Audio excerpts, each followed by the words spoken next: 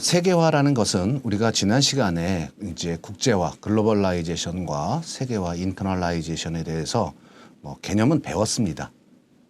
자, 그러면 이제 기업, 사실 우리가 얘기하고 싶은 것은 기업이거든요. 자, 이제 그 경제 주체인 가계, 기업, 정부 중에서 기업에 대한 얘기를 이제 하고 싶습니다. 우리는.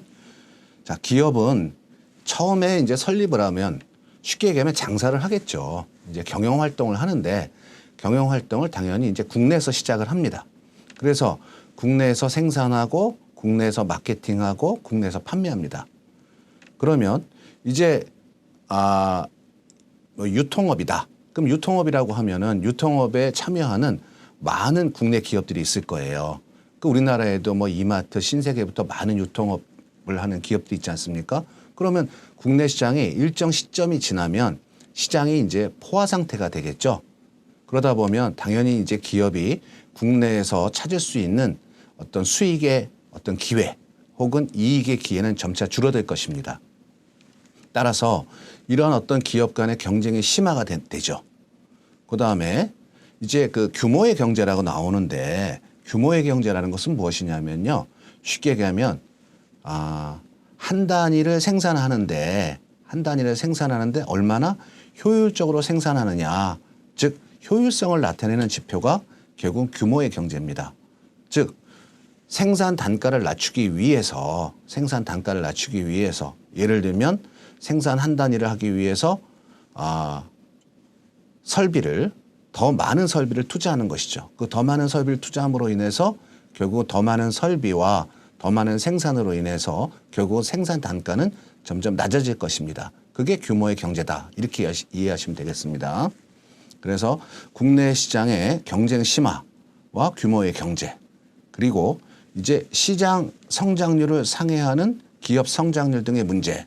이건 무슨 얘기냐면, 자, 이제 시장에서 이제 기업들이 물건 제품을 판매하는데, 그럼 제품을 판매하다 보면 기업들이 쭉 성장해 가겠죠. 그런데 시장이 전체적으로 성장하는 그런 비율보다 기업 성장률이 올라가는 그 비율이 점점 떨어지기 시작하는 겁니다. 그러면 기업 입장에서는 결국 이익을 추구해야 되는데 시장이 성장하는 거에 비해서 기업이 성장하는 속도가 점점 둔화된다면 문제가 발생하겠죠. 그러다 보니까 국내 시장에서 이러한 경쟁 심화, 규모의 경제, 그다음에 시장 성장률을 상회하는 기업 성장률 등의 문제, 결국은 일정 수준은 기업 성장률이 시장 성장률을 이제 초과해서 간다는 얘기예요. 하지만 일정 시점이 되면 시장 성장률에 비해서 기업 성장률이 하락하겠죠. 이제 이렇게 되면은 문제가 발생하는 거죠. 기업의 수익 입장에서. 그러다 보니까 계속해서 지속적인 성장, 즉 지속 가능성. 우리가 영어로는 그걸 이제 sustainability라고 하는데 이런 지속 가능성을 위해서 결국 해외로 눈을 돌리게 된다. 결국 해외로 진출을 모색하게 된다. 이것이 기업의 세계화 개념이다. 이렇게 이해하시면 되겠습니다. 자, 기업의 세계화는 기업이 보유하고 있는 내부 자원을 그러면은 해외로 이전을 해야 되겠죠. 그러면 기업이 갖고 있는 내부 자원이라는 게 우리가 앞에서도 살폈었지만 인적 자원, 즉 사람에 대한 거, 그다음에 물적 자원, 뭐 공장이라든가 설비라든가 자본, 이런 물적 자원, 그다음에 뭐 정보적 자원. 결국은 이러한 자원들이 국내에서 해외로 당연히 이전을 하게 되겠죠. 해외로 이전한다는 것은 결국은 특정 국가에서 점점 그 시장에 개입하는 정도가 점점 높아지는 것이죠.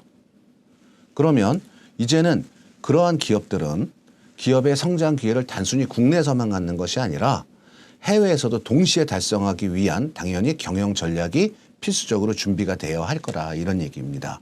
그래서 그것이 결국은 기업 세계화의 발전해가는 그 추진해가는 단계다. 우리가 이렇게도 이해할 수 있겠습니다.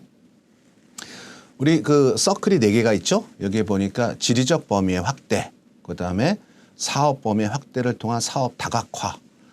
우리가 이제 다각화라는 것을 이제 뭐 diversification 혹은 이제 diversification 이렇게 표현도 하는데 결국은 하나의 사업만 하는 것이 아니라 여러 가지 사업을 하게 됩니다. 기업들은.